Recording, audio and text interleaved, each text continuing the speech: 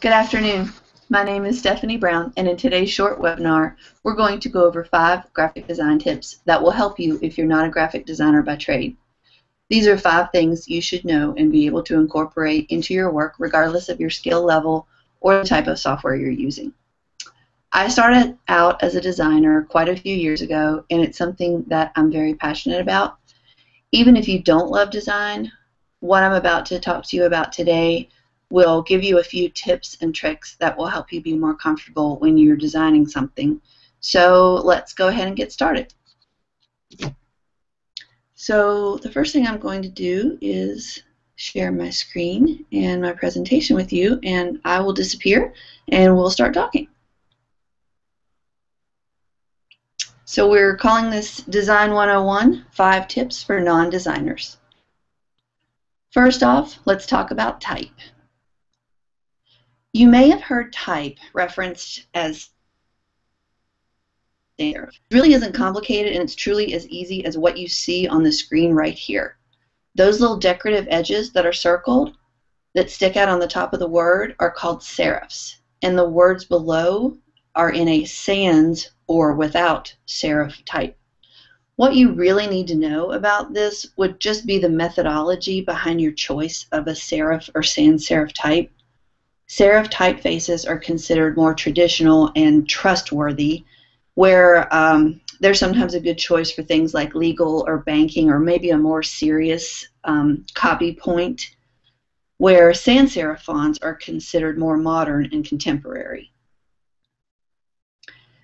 This is an example I really like that shows how even simple typography can make an impact in the message. The typeface itself becomes thinner as it emphasizes the point of the message, and it's a really good use of type. I found this piece when I was doing research for this webinar, and I included it because I really agree with this sentiment. Designers can get a bit elitist when it comes to typography, and as with anything artistic, what looks good to one person can be horrible to another, so keep that in mind as you design. Stick with some basic principles, but don't let your feelings get hurt if you present something and everyone doesn't love it. But do stay away from Comic Sans. That's one point we all have to remember. This example right here I thought was interesting. It showed up frequently during my research for this presentation as an example of bad typography just because the designer used the font curls in the headline and the word bake sale.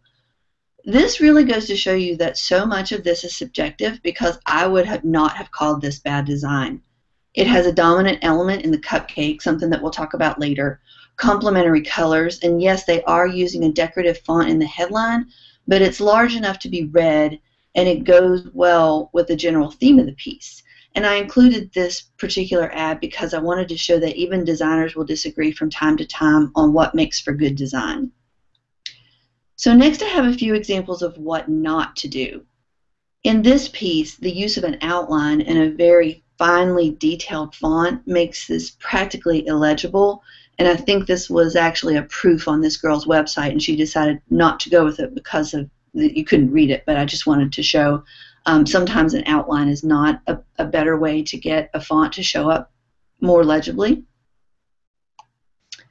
While this one is really easy to read, I'm not entirely sure about how Big Al would feel with this curly Q font describing his Harley-Davidson riding club. The font doesn't really fit the subject. And this one right here is really hard on the eyes with a busy background and use of multiple fonts at once. If you are going to use a background that has a pattern on it, make sure that your fonts are strong enough to stand out against that pattern. And then there are these classic examples of spacing. I included them just, because they're kind of funny and they've been floating around on the internet for a number of years, but make sure that when you are considering putting out a font this large that your spacing is correct and it does not end up on the internet as an example of what not to do. So now let's talk a little bit about color. Color, there is a lot of research on the internet about color theory. And while I'm not really going to go and cover every single bit of information about it. You can find tons of the information on the web if you would like to research it. What I really want to highlight here is that there is a purpose behind the use of color, and each color has an individual representation or a meaning that goes with it, as shown here. For example, red represents excitement, youth, and boldness. Green is representative of peacefulness, health, growth, and yellow represents optimism, clarity, warmth, and so on. So if you're choosing to use a color, you might want to just do a little more research behind it to give yourself an idea of how you're projecting your image through the use of color. Next, I'd like to introduce the topic of a dominant element in design. This was something that was one of my first lessons in design, and I really don't hear as much about it anymore, but I still feel it's really important and makes the difference between something that's fine, or it's okay, or it looks fine, or something that really stands out and makes people go, wow. The concept of a dominant element is simple. Pick one thing, just one, that is the centerpiece of your design, like the image of this woman in this Calvin Klein ad. Here's an example of a piece that does not feature a dominant element, or maybe it's more correct to say there are a couple or even 3 dominant elements fighting for our attention in this photo. In this flyer, the photo is rather large and it is something that draws your eye. The huge word fumigation at the top, or maybe the word free in red towards the middle of the flyer, all of these things are competing for our eye's attention, but nothing is standing out as dominant, and we're really not sure where to look first. Here's another example of a piece that's just kind of all over the place in terms of design elements that compete for your eye's attention. And car ads are notorious for this type of treatment. One could argue that the 60% off wording right there in the center is the dominant element, but also the 50% off in the bottom right corner is also competing for your attention at the same time. Dominant elements do not necessarily have to be photographs. Here, the font and the headline serve as the dominant element to draw your eye into the rest of the ad. A dominant element can be an image, wording, logo, or a symbol. Everybody remembers these absolute ads because of their simplicity and their focus on one dominant element, the shape of the absolute bottle. So this concept can be accomplished on smaller levels too. You don't have to be a major consumer brand to pull it off.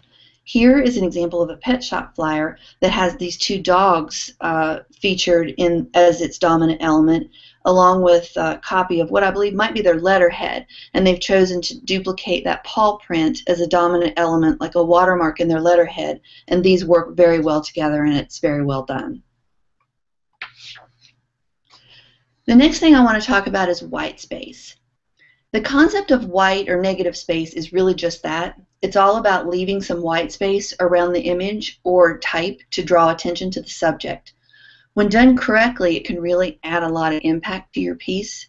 White space is commonly overlooked as a design element because people are always trying to get more copy or more images or more everything into their ad space and get more money for their advertising dollar. But when you step back and you look at some examples from the top consumer brands, you'll see a lot of them use white space to their advantage. Apple is a prime example. What's the first thing you see here? That iPad. No clutter, just a simple product and a lot of white space. Using this second example from Apple, this is here to show you that white space doesn't necessarily have to be white. In this case, it's pink. And using this ad we talked about in the typography section, there's also a great use of white space here, but in this instance, it's black. So it's just the concept of allowing some room around your subjects for people's eyes to focus in on what's really important. One of the most important things you'll need to know when designing products for print is a basic understanding of images and how they work. Having this knowledge will assist you in producing quality work, and knowing a little of the terminology will go a long way in working with print vendors. I wanted to talk about the difference between raster images and vector images. The simplest way to explain the difference is raster images are made up of thousands of pixels that form the image, while vector images are small and made up of points and lines that reanimate as they are made larger or smaller. This is important because if you need to use an image in a large format, the quality of a raster piece of artwork will degrade as it's enlarged. A vector piece of artwork will not. Photographs are raster images. Adobe Illustrator or EPS files are vector images.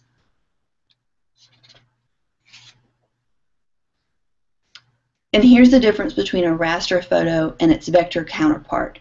One thing to keep in mind is that images you pull from the web, even logos, are typically in a raster format, meaning they'll resize poorly. You can't blow them up and put them in a project and make them look right because they've been resized to be small for quicker loading on the web.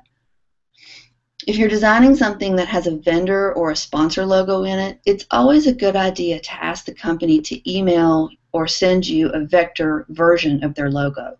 It'll have a file name that ends in .ai, .eps, or .svg. So that's it. These were 5 simple pointers to help you design a little better in your day-to-day work. If you have any questions, feel free to reach out to me on Twitter at @StephanieBrown1, and that's Stephanie with an F, Brown like the color, and the number 1. So thanks everyone, and have a great day.